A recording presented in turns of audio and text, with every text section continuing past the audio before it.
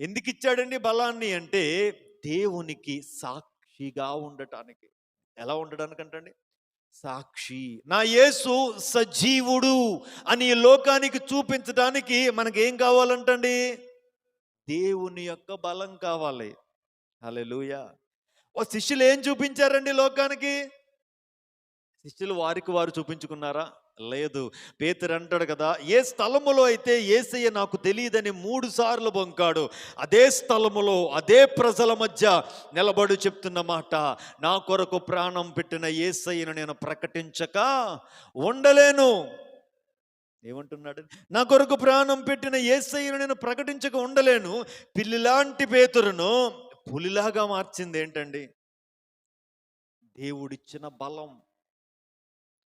అదే పేతురు చచ్చిపోతానేమో యేసయ్యను ఒప్పుకుంటే అని భయపడిన పేతురే, యేసయ్య కొరకు నన్ను చంపేయండి, నన్ను సిలువ వేయండి నా యేసయ్య కొరకు అని తృణప్రాయముగా.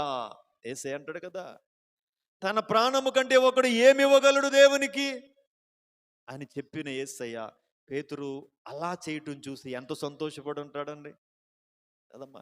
పేతురు యేసయ్య కొరకు సిలువ రాను మీద వేలాడటం చూచి ఇక్కడ అందరూ ఏడుస్తూ ఉన్నారేమో కానీ, పరలోక రాజ్యములో యేసయ్య తన సింహాసనం మీద నుండి లేచి, పేతురు నువ్వు నా కొరకు హతసాక్షిగా నువ్వు మారిపోయావా రా అని ఆయన కౌగిలించుకొని ముద్దు పెట్టుకొని తన కుడిపార్శ్వమున పేతురుకు యేసయ్య ఏమిస్తాడు అంటే స్థానాన్ని ఇస్తాడు. ఎవడండి ఇస్తాడు?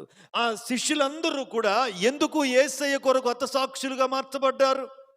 దమస్కు మార్గములో యేసు కొరకు పట్టబడిన పౌలు, నేను హానికరుడును, హింసకుడును, దోషకుడునని తన గురించి సాక్ష్యం ఇచ్చిన పౌలు మరణమునకు సహితం ఎదురెళ్ళాడండి.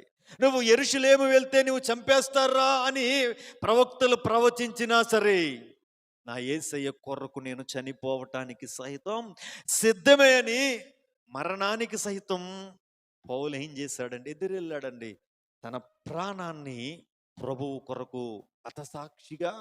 అంటే వారు అట్టి రీతిగా వారి జీవితాలను ప్రభువుకు ఒక సువాసనలాగా సమర్పించుకోగలిగేలాగా చేసింది ఏంటంటే దేవుడిచ్చిన బలం.